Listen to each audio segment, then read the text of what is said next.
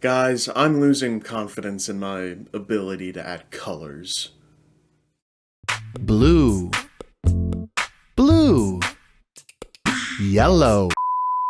Of course, before we really get into adding colors into the scene, the first thing that we actually have to do is pick between our rendering engines. Now, I wanted to keep it within Blender, so that meant my options were Cycles and Eevee, but I really prefer Cycles. Oh gosh, is this gonna have to be an Eevee thing? Oh, it's gonna have to be an Eevee thing, isn't it? Oh. I wanted Cycles. No. Now that my dreams have been thoroughly dashed, let's go over the process of making these nodes. Alright, one take wonder, let's go. Alright, so very first thing I did was a shader to RGB node, and then from the shader to RGB is a separate color set to HSV, hue, saturation, and value.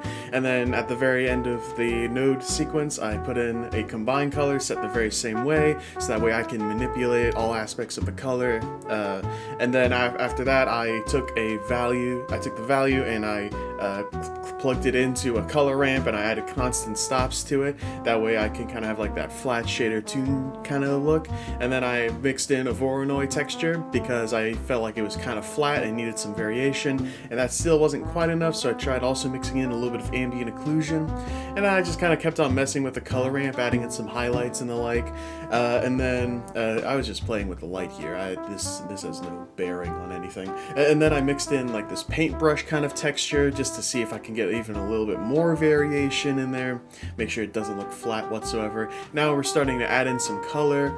Oh gosh, and then I added in more stops because I felt like it needed a little bit more gradation. And then I'm just mixing in some random colorization using another different Voronoi texture and a color mix node. And then right around here, I'm just playing with the dials on metallic and roughness a little bit, trying to figure out why I like it more with the metallic up, even though it's not metallic at all. So that was fun. And then I added in an outline, and then I sort of dimmed down the outline. I made it a little bit more transparent so it wasn't quite so overbearing.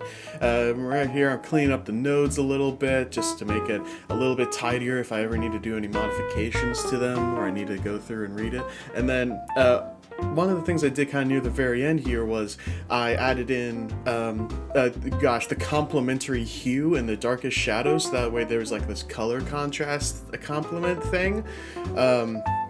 And then I boosted the levels on the brightness, that way the whole thing just came across a fair bit brighter. And there you have it, a color and material setup that I don't like very much.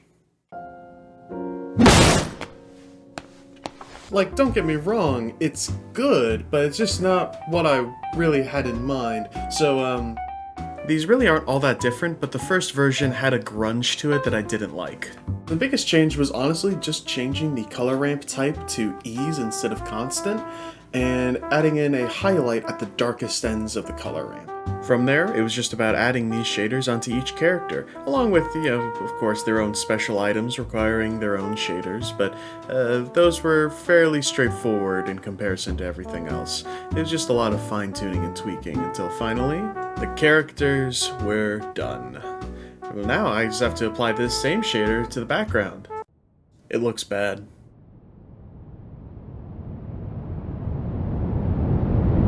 Yeah, so over an hour of working on it, messing with it, trying to figure out why it doesn't work, and trying to make it work, and making changes to the shaders and the colors and the lighting and all that sort of stuff. I just don't think it looks good. I think it looks bad. I don't know how it happened, how it works so well for the characters in my opinion, and looks so terrible for the environment.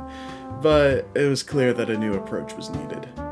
Then, one night, like a frightful dream, a great and terrible idea came upon me. See, the thing is, the lighting doesn't really change throughout the short, so things don't really need to have dynamic materials, so a colored gradient with some extra details does the trick fine. Of course, this idea isn't a silver bullet that solves everything. Some things, like the books on the bookshelves, required a little bit of creative thinking, but worked out pretty well, all things considered.